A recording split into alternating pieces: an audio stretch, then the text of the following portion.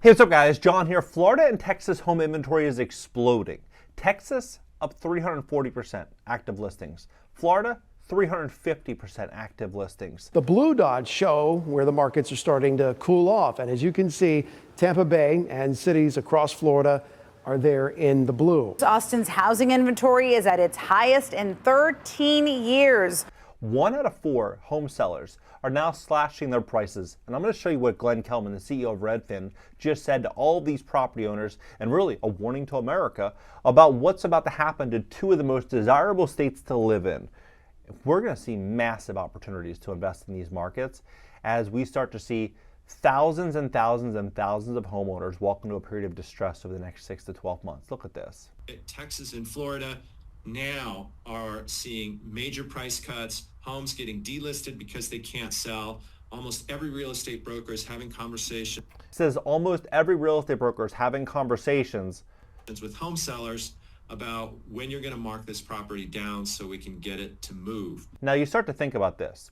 I believe there's 4 different types of people inside of these states. There's people that have lived there for decades, and they bought that property for $100,000, $150,000. They've lived there for a very, very, very long time. Low taxes, insurance manageable, everything was fine.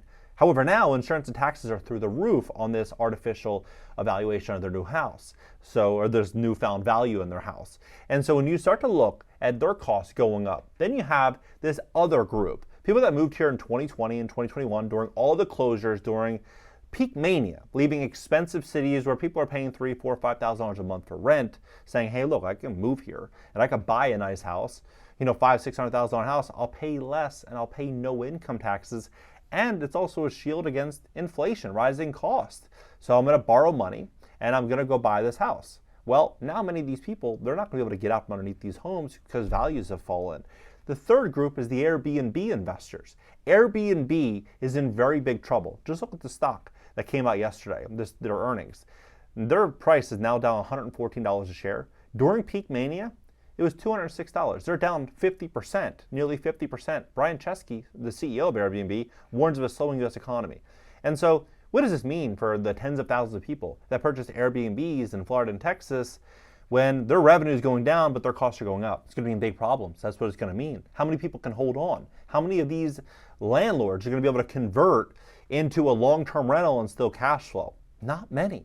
A lot of these people are in trouble. And the fourth group is going to be these apartment builders. If you look at how much inventory is coming to market inside of Dallas, inside of Austin, inside of Miami over the next 6 to 12 months, it is unbelievable. We're seeing developers and builders going bankrupt left, right, and center.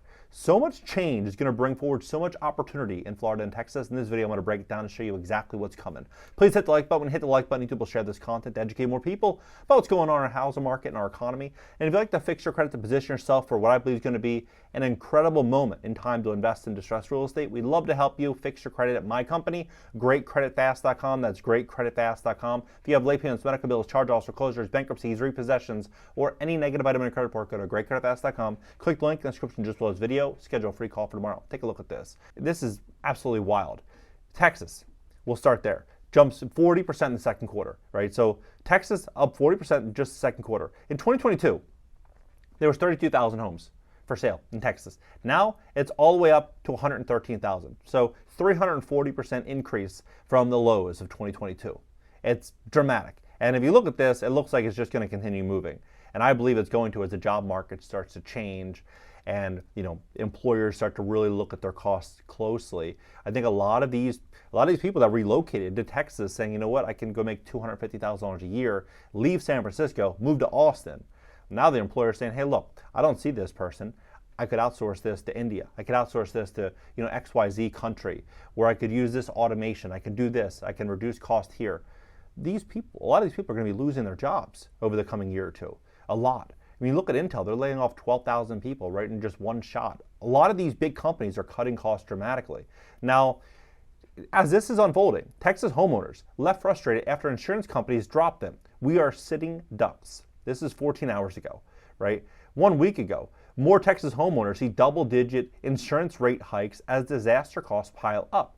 Now, more Texas homeowners, and this is just all recently, last couple weeks, More Texas homeowners see double-digit insurance rate hikes as disaster costs go up, right? Now, Texas residents decry outrageous property taxes.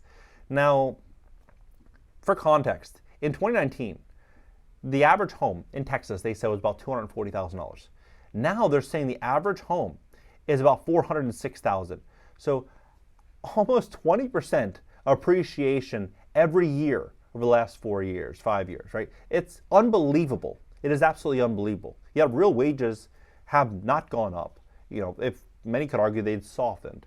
Now, when you start to see this, how many people are going to be able to comfortably keep writing this check to pay this newfound evaluation? I personally think that these values are ridiculous in a lot of these markets. Florida, Texas, Austin, all these areas, they'll show you a Zestimate of what your home is worth. But in many cases, you list your house for that Zestimate, and you don't get any calls, right? The Zestimate is fake. It's not real. At least that's my experience.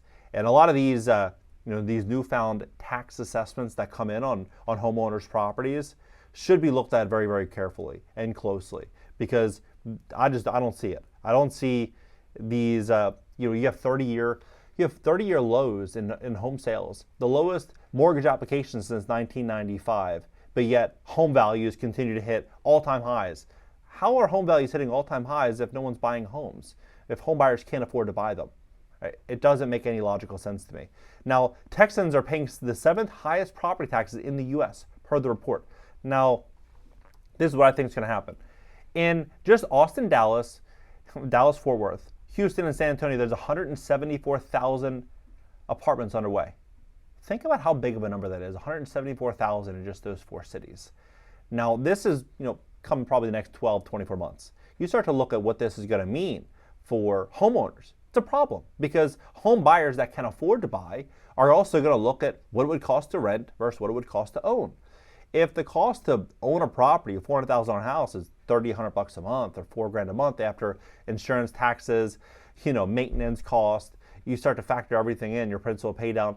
If you're $3,100, $4,000 a month, and someone can go rent a really nice place for $2,000 or $2,200 a month, what do you think people are going to want to do? They're probably going to rent for $2,000, $2,200 a month, see how this market shakes out over the next 6 months, and save their money, invest their money, and just hold off. And that's exactly what's unfolding. Right now in Texas, you're starting to see a lot of these builders going bust, and you're starting to see rents fall in a big way.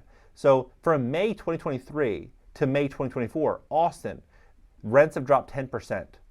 10%. Now, during 2021, builders and investors are buying deals at a 4.63 to 5.07% return. So think about what this means. If you are a real estate investor buying a commercial property, and you buy a 50-unit building, thinking rents are going to continue to go up, and then you buy it at a 5% return, stabilized, 5% return, and then rents drop 10%, and then insurance goes up, 10, 12, 15, 20%.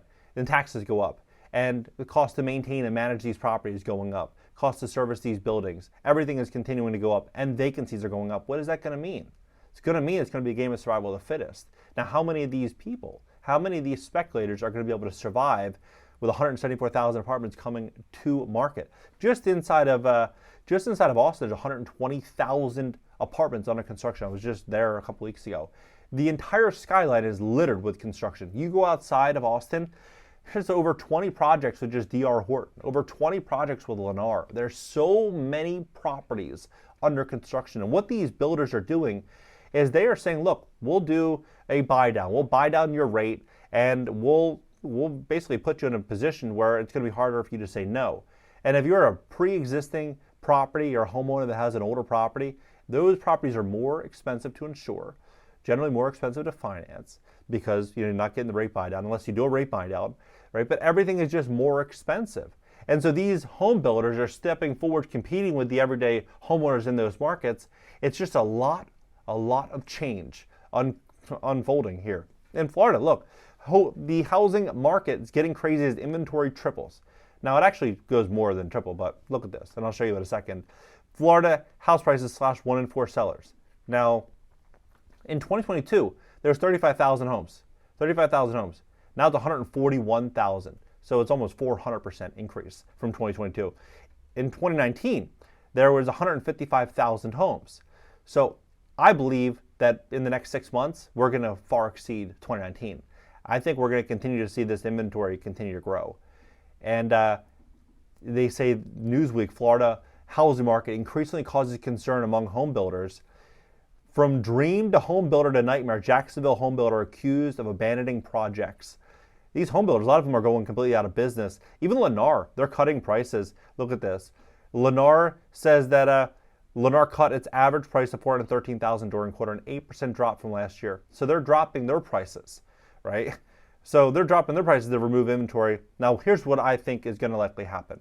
I believe we're going to see a lot of these big-time real estate builders, these developers, go bust. These banks are going to be taking back these properties and they're going to be offloading them to a lot of private equity firms at substantial discounts. These private equity firms are going to have a big competitive advantage inside of the market, and what would be smart and strategic for them would not be to rent it at top dollar, because if they rent it for 10 or 15% below market, just for a year, just for 2 years, and they start to put more pressure on these builders where it's a race to the bottom. There's more concessions that are going to be, instigated from their competitors. It's going to put more pressure on the market.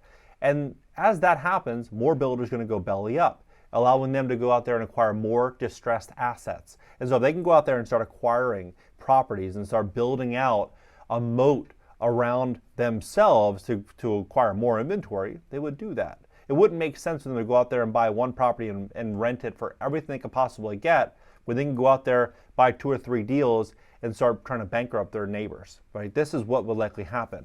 And when you see Blackstone getting super aggressive, making a $10 billion multifamily purchase recently, a couple months ago, and then they just bought Tricon, which is 38,000 homes, right? I think the same thing is going to be unfolding inside of single-family homes, apartment buildings. We're going to see these private equity firms do whatever they got to do to gain market share. This isn't going to be a situation they're going to go out there and try to buy some, development sites. They're going to build out a strategic game, like, it's a game of chess, how they're going to win the game in these hot markets. That's what they're going to do.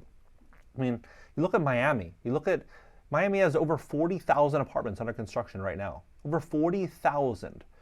This is going to be the big takeover of real estate in the hottest markets in America. These no income tax states where everybody wants to be, that people can't really afford to be in, they're going to step in and they're going to be the ones that are going to be steering this ship. What do you think about this entire situation? Let's have a conversation about this below. Do you think we're going to see tens of thousands of Airbnb investors get wiped out, a lot of homeowners get priced out that have been in their homes for decades, and a lot of people that purchased in 2021, 2022 forced to walk away as their job starts to be questioned? Let's have a conversation below. And if you'd like to fix your credit to position yourself for what I believe is going to be a huge opportunity to invest in these markets over the next year or so, we'd love to help fix your credit. If you have late payments, medical bills, charge-offs, foreclosures, bankruptcies, repossessions, or any negative item on a credit report, go to greatcreditfast.com. Click the link in the description just below this video. Schedule a free call for tomorrow. Catch you next video.